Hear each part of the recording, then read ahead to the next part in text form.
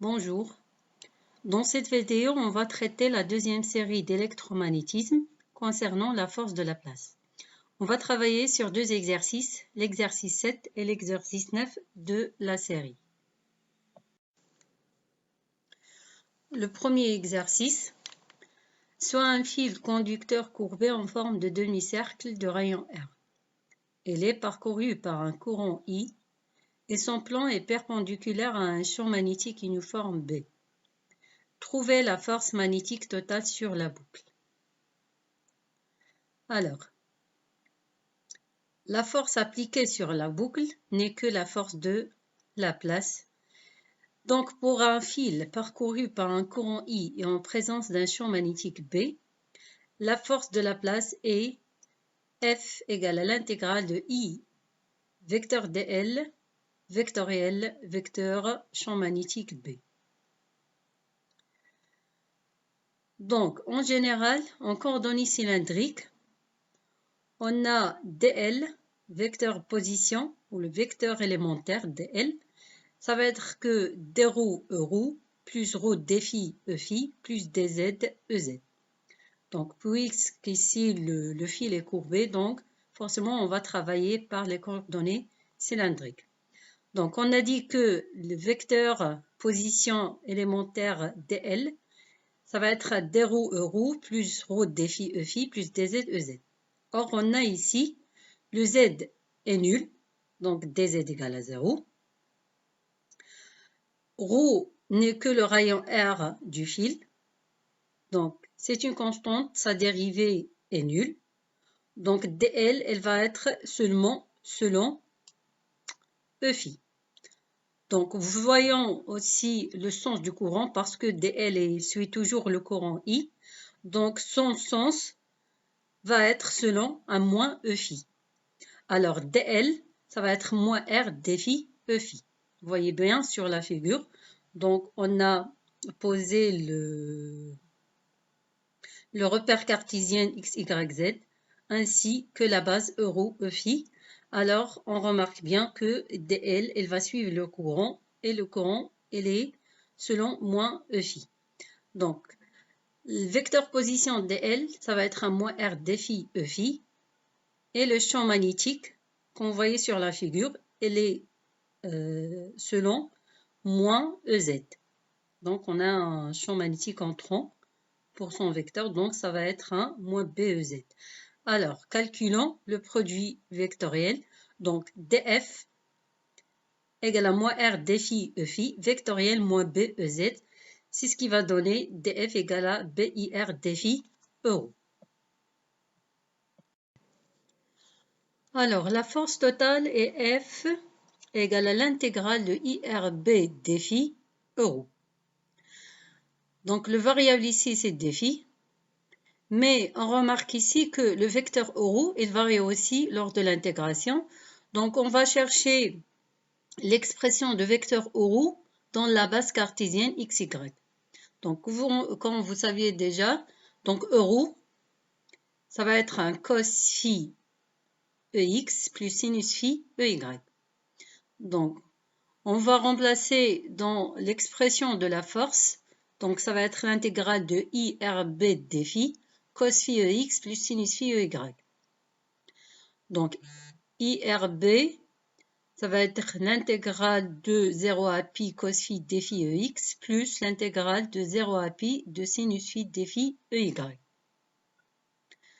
Donc, après le calcul, on va trouver que la force totale exercée sur le fil courbé, donc ça va être F égale à 2 IRB selon EY. L'exercice 2.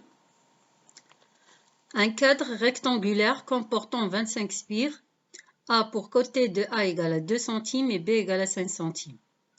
Un courant de 8 ampères le parcourt dans le sens indiqué dans la figure suivante. Quelles sont les forces agissant sur chacun des côtés et le moment de force sur le cadre si le champ magnétique extérieur est égal à 0,3 Tesla et orienté, premièrement, parallèle au plan du cadre B1 dans le sens des X positifs. Deuxièmement, normalement au plan du cadre B2 dans le sens des Z négatifs. Lorsqu'un fil conducteur parcouru par un courant I est placé dans un champ magnétique B, chaque élément dl du fil subit une force F qui est égale à l'intégrale de I dl vectoriel vecteur champ magnétique. On va déterminer les expressions des forces agissant sur chacun des côtés et le moment de force sur le cadre si le champ magnétique extérieur est égal à 0,3 Tesla. Donc le premier cas, lorsque ce champ magnétique est orienté dans le sens des X positifs, comme on a sur la figure ci-contre. Donc, on va voir le vecteur champ magnétique égal à B selon EX. Pour calculer la force résultante sur le cadre, donc F total, ça va être la somme des forces appliquées sur chaque côté du cadre. C'est-à-dire que F égale à Fmn plus Fnp plus Fpq plus Fqm. Donc ici, on a noté chaque côté par MNPQ. Donc le cadre, on a tracé les trois directions X, Y, Z. Donc on va calculer la première force agit sur le côté Mn. Donc dFm Mn égale à IDL vectoriel B1. Donc Fmn égale à l'intégrale de IDL vectoriel B1. Or ici, quand vous voyez sur la deuxième figure en bas, donc dl il suit toujours le sens du courant. Donc il va être du sens de M vers N. Donc l'élément du fil dl, il va être selon plus EX. Donc dl, ça va être un dx EX. Alors Fm, on va remplacer le dl par dx EX, vectoriel B EX. Donc on calcule l'intégrale. Donc ça va être F Mn, ça va être BI, l'intégrale de dx EX vectoriel EX, ça donne vecteur nul. Donc la première force agissait sur le côté Mn est nulle. Pour la deuxième force appliquée sur le côté Np, donc df Np égale à I vecteur dl vectoriel champ magnétique B1. Donc Fnp égale à l'intégrale de IDL vectoriel B1. Comme vous voyez ici sur la figure, donc le courant va passer de N vers P, donc l'élément déplacement dl il va être orienté vers les Y positifs, donc plus EY. Donc en remplaçant dans l'expression, donc on va trouver que la force agissant sur le côté NP égale à BI, l'intégrale de IDY EY vectoriel BEX, ça donne un BI, l'intégrale de DY EY vectoriel EX, ça va être un moins EZ. Donc BI, l'intégrale de moins DY EZ. Donc la force agissant sur NP, ça va être un moins BI B E Z. Donc parce que ici le DY il varie de 0 à petit b. De même pour la troisième force agissant sur PQ, on a dFPQ égale à IDL vectoriel B1. Donc vecteur force PQ égale à l'intégrale de IDL vectoriel B1. Donc le courant il va passer de P vers Q. Donc dL il va être orienté vers les X négatifs. Donc dL ça va être un moins dx EX.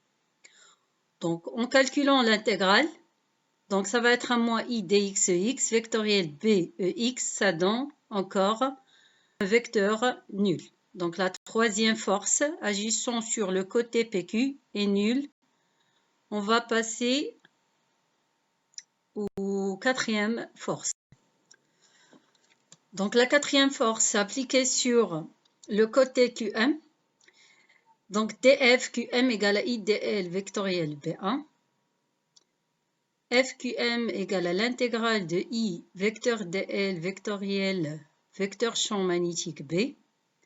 Donc quand on voit sur la figure, donc DL, ça va être orienté vers les Y négatifs. Donc vecteur DL égale à moins DY EY. Alors la force QM égale à l'intégrale de I de moins I DY EY vectoriel BEX. Donc après le calcul d'intégrale, on va trouver que la force agissant sur le côté QM égale à B fois I fois petit b selon EZ. Alors la force totale appliquée sur le cadre, ça va être la somme des 4 forces qu'on a calculées. F égale à FMN plus FPQ plus FNP plus FQM. Donc la première force égale à 0, la deuxième égale à moins BI petit BEZ, plus la troisième force égale à vecteur nul, plus la quatrième force, c'était B fois I fois petit b selon EZ. Donc la force totale est nulle aussi.